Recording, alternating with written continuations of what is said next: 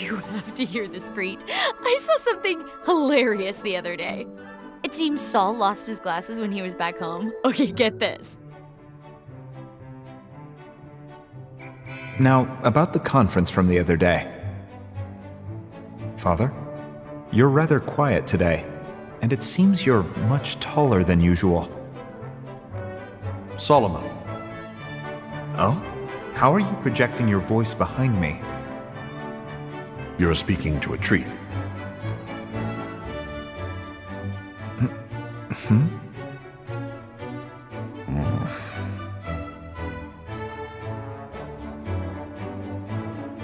Of all things, a tree! He was mistaking a tree for his foster father. I was watching from the background, but it was so hard trying to keep myself from bursting into laughter. Saul's vision is pretty bad. Where'd you hide his glasses, Vi? Oh, so you saw through that. Well, we have known each other a long time.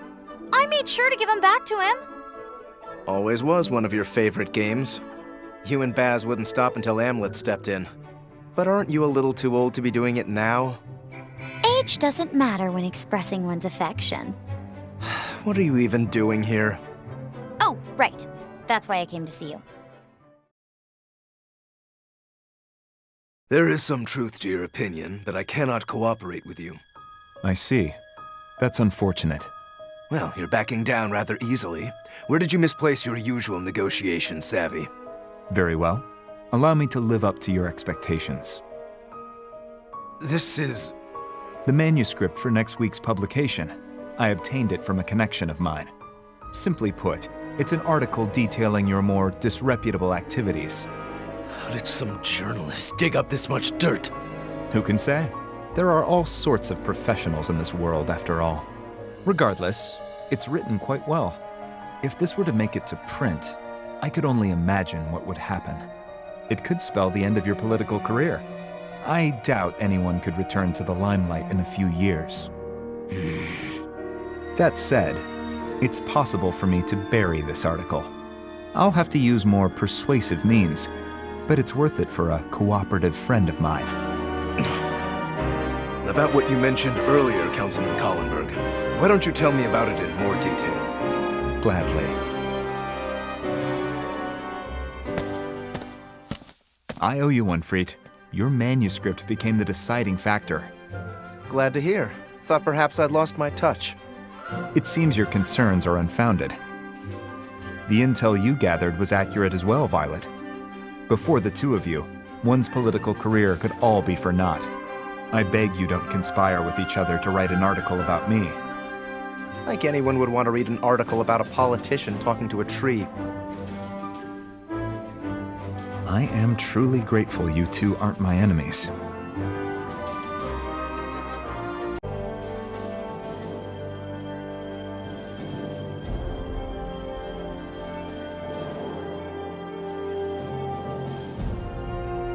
Vanagrand, a mythical beast in the form of a monstrous wolf. The anti-Valkyria squad, an elite unit within the Jutland army, was crowned with this ferocious moniker. They were heroes in the European Liberation War. But let me share with you the untold story of this unit's founding.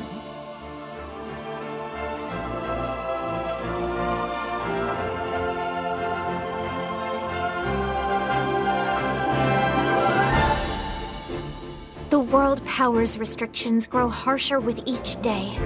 Parliament and my King Father alike are sitting on their hands, while their wrist-wringing diplomats negotiate. But now is the time for our country to rise and fight back. Your Highness, the safety of His Royal Majesty's subjects is first and foremost on his mind. I understand that. But defending our lives at the cost of our livelihoods is a poor form of protection indeed. Our imported Ragnite supply is dwindling, and the people are suffering for it. If we do not act, Jutland will lose the strength to stand. And that, I fear, is precisely what Ruse wants. Weakening Jutland as if pouring poison down our ears, while whispering honeyed lies into those of the major powers. I cannot sit idly by as this kingdom dies a creeping death. And yet, I am powerless to stop it. It vexes me so. Lady.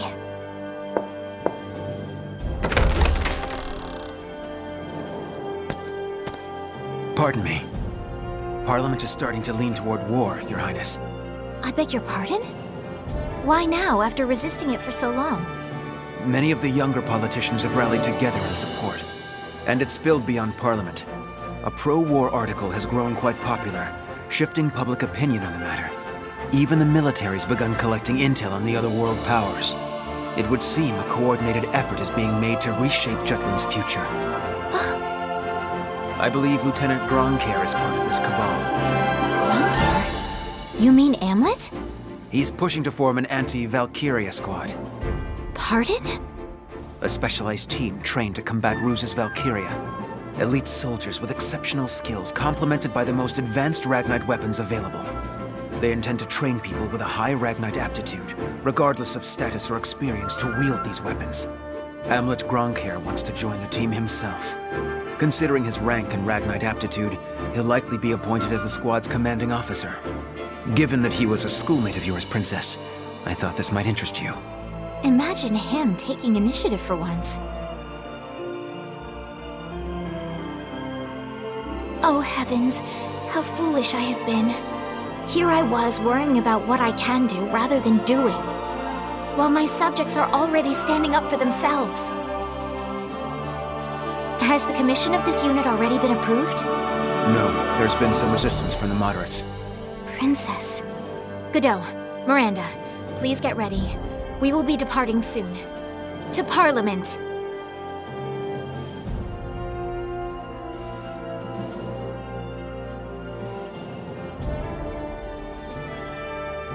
Ophelia spoke to Jutland's parliament in favor of the war effort. The young princess's sincere voice spurred public opinion, and support for the anti-war movement grew less and less. And so, the monarchy officially declared war at long last and approved the creation of Vanagrand.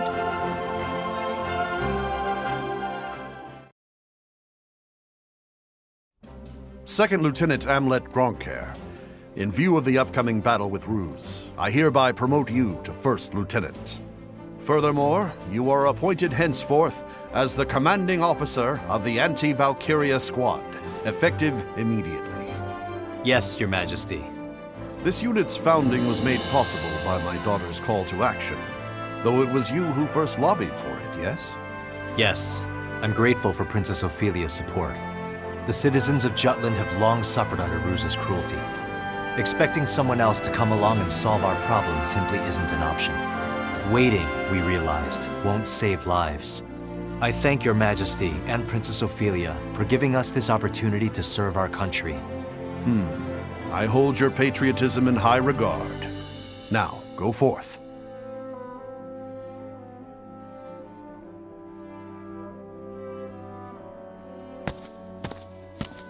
What a gifted young man. His valiant spirit is invigorating. I am proud to see Jutland has a hero in its time of need. Men like him were made to light their nation's darkest hour. Just so, Father. Ophelia, my dear daughter, you may laugh at a foolish old man's fears, but even now my soul is filled with doubt. Was declaring war truly the right course of action? Am I not sending these young men with promising futures to their deaths? Father, your kind heart has been a blessing to our land, but you must trade the banner of peace for the sword of war. Jutland needs more heroes. Nevertheless, Should Your Majesty allow, I wish to become one as well. whatever do you mean, my child? I would like for you to hear one last plea.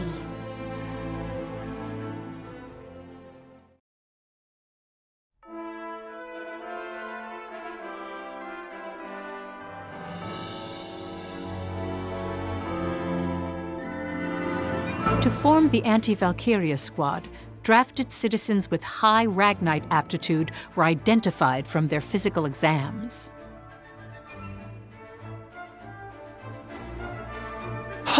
'Tis only logical that I be asked to join an elite team. Among the noble houses, it was well known that no man is better at handling Ragnite, or ladies for that matter. You'll all soon learn what it means to be physically, mentally, and socially outclassed. You're welcome. I was an engineer before the draft. Nice to meet you. I design mana stuff. Anyway, are the weapons done? I told him to make mine cute. Me? I've been away from the military for a while now, but I ended up being called back. I thought I'd be returning to a dingy troop full of men, but I'm more than happy to see lots of beauties in our ranks. Look forward to working with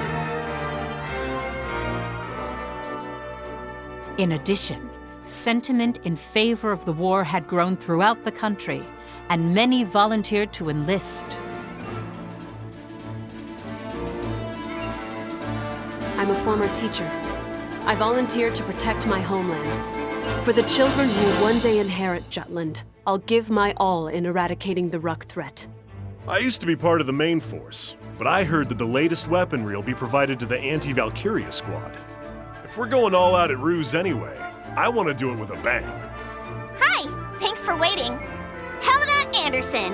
And this here's Bloom Thompson. We leapt at the chance to put those Rucks in their place. Maybe you shouldn't say that kind of stuff to our superiors, Helena.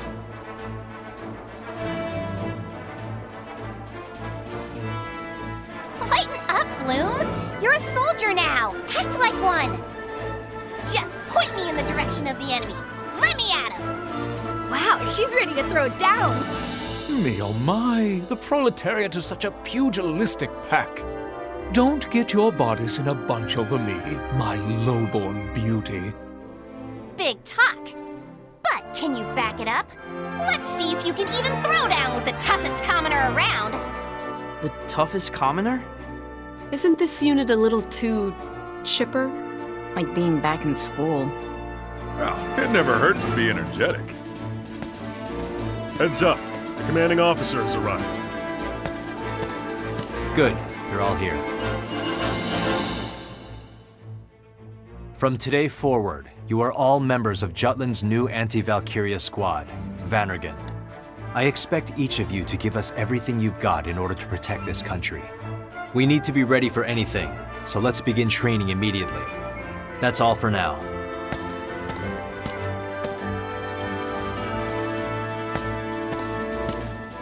Ophelia? I shall be joining your noble endeavor. Is this a joke?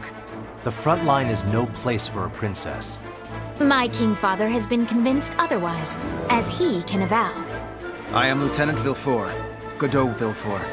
As per the king's request, I will be joining the squad and accompanying the princess. I shall serve as Commander Amlet's adjutant and Princess Ophelia's bodyguard. Ophelia? Absolutely not. I haven't even said anything yet. Your countenance says it all. Save your objections, for I have already made up my mind. 'Twas I who enjoined Parliament to form this unit. How can I hide behind palace walls while sending you to war? You said so yourself, Amlet Gronkair. Waiting saves no one. If sacrifices must be made to relieve my people's suffering, then surely I ought to offer more than my prayers. So far as I am able, I will fight to protect my subjects. Is she serious? This might be a more difficult mission than I thought.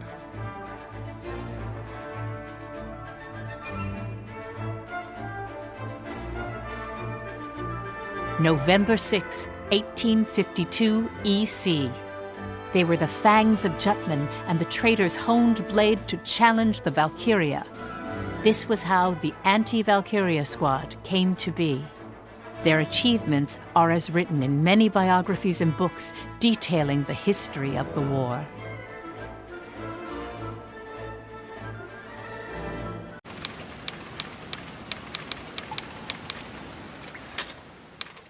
Zero 600.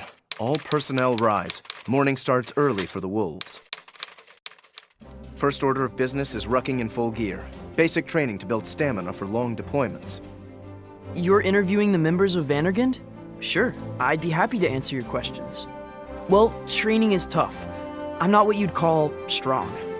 But I'm proud to be a part of this, so I do my best. 0700. Vanagrand gathers in the mess hall for breakfast.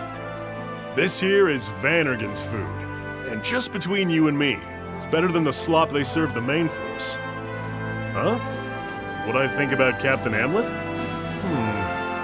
It's hard to say whether or not I trust him yet. Still, his skills are rock solid. I have faith in that. 0800, raising the Jutland flag. Every member stands in salute. After that, combat training begins. About Princess Ophelia? Well, her initiative to fight on the front line is admirable, but honestly speaking, I don't approve of it on the whole. Those with responsibilities should refrain from battle. I wish she understood that her life is worth more than others. 1200, lunch. You want to know about the captain? Sure. It's true he can be pretty cold. I sometimes wonder if he really has what it takes to be captain. But hey, it's all good. Vanagrand's got me. I can handle anything the Rucks throw at us. 1300, time for training. The squad separates into their respective classes for combat practice. Princess Ophelia? Well, she's honest and sincere. Her song? It's cool. It can be really uplifting to hear it on the battlefield. It makes me get in touch with my feelings, you know? That's why I call her Princess Ophelia. 1600, weapon inspections. The captain? I'm more curious about what Fifi thinks of him. She's always gazing at him from the sidelines with those puppy dog eyes of hers. It's probably the you-know-what between boys and girls. Oh my gosh, I gotta do my job as her bestest friend. I'ma raise the bar. Let the love banner be unfurled. 1800, dinner. Finally, it's my turn. As for our so-called captain, I, the noble Isaac of House Burgreen, shall now unveil the steamy, sordid truth of that intolerable ignoramus. That's not... Oh, you wish to hear about Miss Ophelia? Her Highness's elegance is befitting of Brenlin's royal bloodline. A lovely lass, to say the least. And the way she openly confronts Hamlet is music to my ears. Truly the maiden for me, if I do say so myself. Difference in social status? You know what they say, the course of true love never did run smooth. 1900, free time. The squad gets some time to themselves. Captain Hamlet, huh? I get why some of the younger recruits are anxious, but I believe he has what it takes. The bottom line is, you need an intensity to rally your troops against the enemy. And that's something the captain's got in spades. Well, I admit he lets his zeal get the better of him at times. I have no doubt the captain's shouldering some painful memories. Why do I think that? That's just the gut instinct of an old soldier. 2200, lights out. The anti-Valkyria squad hits the hay. Only the night guards remain awake. A perfect time for my final interview. The squad? They're a capable bunch. Bloom takes care of the team. Helena is an invaluable offensive asset who never lets anything slow her down, no matter how dire the situation. Isaac is an eagle-eyed scout. Sarah supports her teammates with more dedication than I've seen from anyone. Bridget and Daryl both keep the squad working together, while Jorder and Tilda take charge when they need to. Do they bitch and moan? Sure. But they do what they're assigned. I couldn't ask anything more of them. Hey, why are you laughing? I've said too much. Okay, that's enough. Ophelia? I don't think so. It's time for lights out. Beat it, Freed. So goes a typical day for Vanagrand. Each one unique in their own right. Selected for their potential, regardless of age, gender, or status. But despite these differences, still a unified team. And while their motives may differ as wildly as their backgrounds, they all share the same will to win the war. This is what binds them. Perhaps this same strength is the source of their Ragnite aptitude.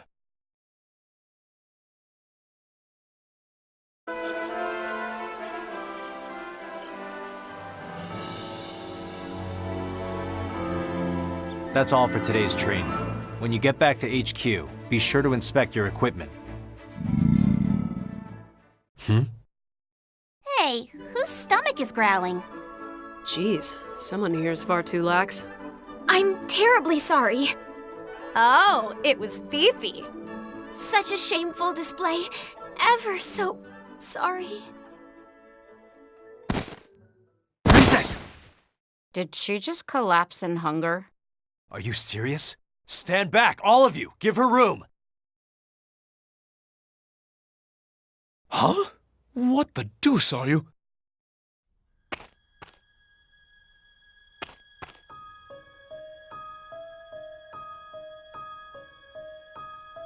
Fifi? Is that coming from her stomach? It's happening again. What do you mean, again? Princess! Whenever Ophelia gets too hungry, she loses control. In all my time as her bodyguard, I've never seen her like this. Something tells me she's never gone hungry in the palace. Since joining the military, she must have started rationing her meals like a normal soldier would. But now she's at her limit.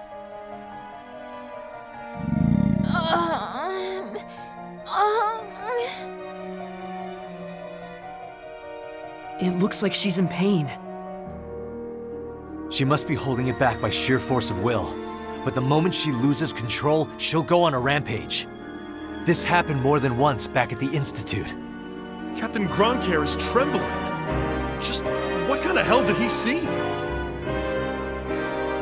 I need to do something, now. Wait here with Ophelia. If it starts, do whatever it takes to stop her. Where are you going? What are we supposed to do now? Odds bodkin! Running away without a word? That is why commoners make me so... That's why I can't stand him! Why don't you give her some of your bread rations, Helena? Maybe that'll tide her over. Good idea. Here, Princess, eat up. No, don't!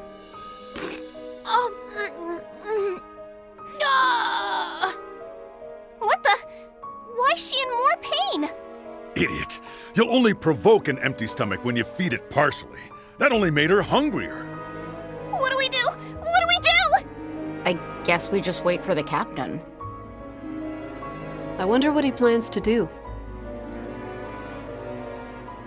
My apologies. We just sold out a few minutes ago. Well, can't you make some more? I'm afraid not. Already cleaned out the oven for the day. Please, I have to have it. Sorry, mister. No can do.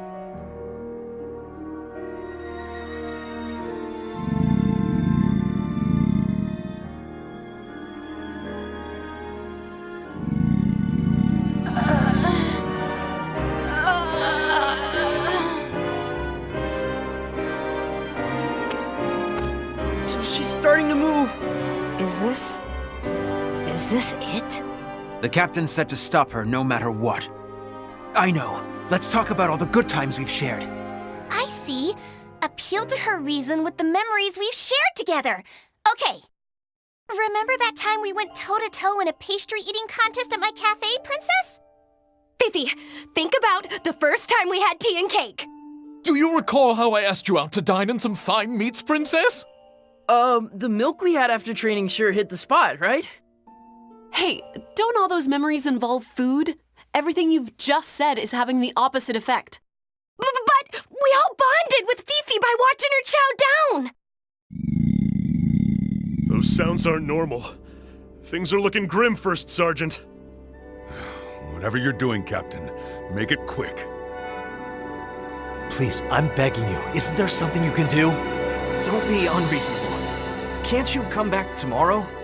No, she needs it now. Then why don't you go to a different restaurant?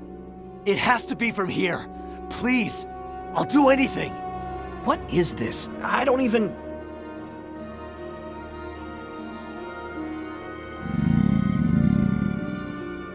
Oh, I know. Hey, remember how we really got into our chat about those impromptu gourmet dishes you can get at camp? Or when I talked about how the main force's provisions were terrible, Your Highness reassessed the military's policies. I was so touched. Remember eating snacks together at night? Keeping it a secret from Godot and Bridget? One time you sent a lot of snacks to my students. Hey, your stories are all about food too. You better get back fast, Captain! I already told you, my hands are tied. Get out of here, you... Now hold on there. Boss. I heard what's going on. I remember you, Sonny. Used to come here all the time. You were still a student. There's some reason for all this ruckus? Well, it is what it is. Fire up the oven. What? Are you serious? If it's gotta be us, it's gotta be us.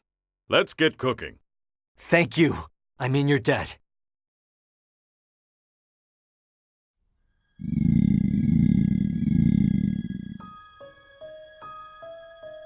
What do we do? The princess's stomach hasn't settled down at all. At this rate, the rampage... Princess, stop! I've never felt so powerless as your bodyguard. I can't even feed you when you need it most. Please, Your Highness, hold yourself together. Please! Good, dough. She's coming too.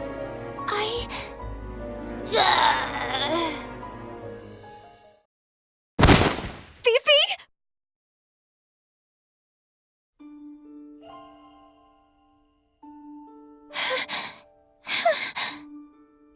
She looks even more famished. Is she going to make it? Maybe she held out for as long as she could. Oh no! It is fine. 'Tis better than causing everyone trouble. No trouble! Being a little piggy's what makes you special. I love the face you make when you pork out in a tasty treat. Yeah, that's right. You eat things so cheerfully. When Your Highness eats food so happily, you seem like a normal girl. Before I realized it, I felt closer to you. Let's eat delicious dishes together again! Fifi! Yes, let us eat, everyone. Fifi! This can't be happening. Sorry I took so long. Captain, Fifi's! Fifi's! Is that a kebab? You took all this time and only brought back a kebab? There's no way the void in her stomach can be filled by a... Wait, I'm sure the captain knows what he's doing.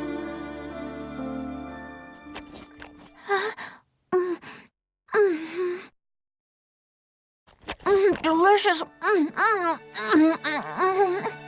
She's alive again! Fifi! Captain, what is in that kebab? How could it possibly fill her up from just one bite? That's Ophelia's favorite food. Since her institute days. And like Grunk here. What are you eating there all by yourself? It's a kebab. Kebab? It's just meat wrapped in pita. Nothing special. On the contrary, 'tis the first time I have heard of it.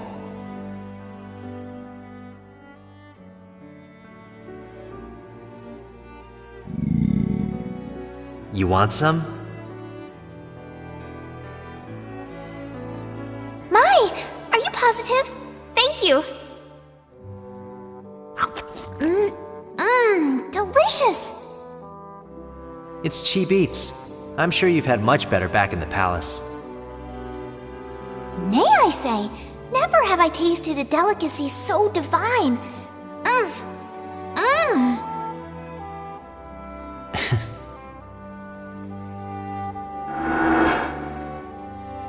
Ever since, the kebab's the only thing that stops her rampages. I guess she really liked it. I didn't know she had a favorite food. Is that where you went, Captain? To buy this? Yeah. For whatever reason, it has to be a kebab from the same place I got them back in school.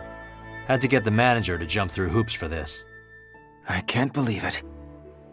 Everyone, I am terribly sorry. I cannot believe I caused so much trouble. No worries. At least you're okay now. Yeah, and don't push yourself so hard. If you're hungry, just tell us, okay? But of course, I shall remember everyone's kind words for the rest of my days. Well, now that that's settled, why don't we go to Cafe Anderson? After all this craziness, I'm hungry too. Don't even think about going on a rampage, got it? I won't.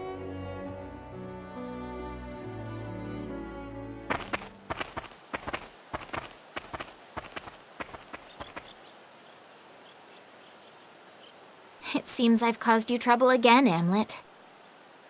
My apologies. I did try to be careful after we graduated. I'm used to it. I just can't believe that's still your favorite food. You're an odd woman. What can I say? The kebab you fed me truly was that tasty. Hey, Ophelia. Hmm? You got some on your mouth.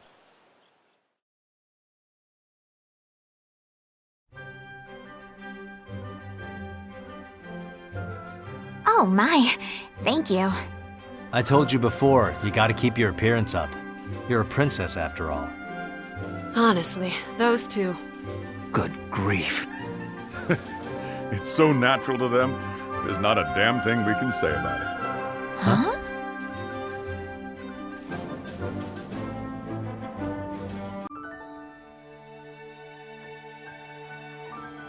Princess, have you not yet gone to rest?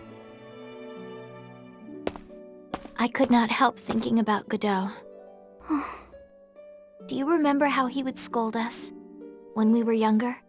How could I forget? Around the time I came to the palace as your playmate, yes? Indeed. I was thrilled to have a friend my age for once. I'd sneak into your bed at night, and of course Godot would find me and lecture us both. How did it go? When children don't stay asleep after their bedtimes, a ghost appears and carries them away in a sack. How nostalgic. A ghost, he said. As I recall, you were never scared of ghost stories at all. In fact, you just begged my brother to continue. If nothing else, his tales were always amusing.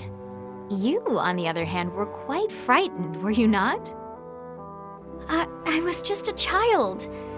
Thinking back, I can't believe I let myself get spooked by a bunch of silly stories like that. Ah! Miranda? No, it's nothing. Nothing at all, your hat. Ah! What is it? There's something outside the window. A white shadow. I did not notice anything. It's true. Something's moving and making creepy noises. Like a spectral sack. Then I shall go and take a look. Princess, it's too dangerous. What if it is a ghost? Maybe it heard us talking about it. The princess could get thrown in its sack and taken away. I have to save Her Highness. No, but... Ah! 'Twould seem some bed sheets were caught near the window. Huh? Bed sheets? It must have flown over from a clothesline earlier today. The breeze caused it to flutter and rustle in the wind. Oh.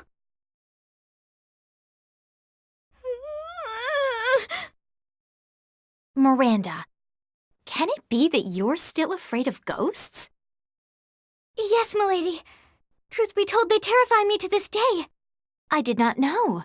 You usually act so calm and collected. I'd been holding it in as long as I could.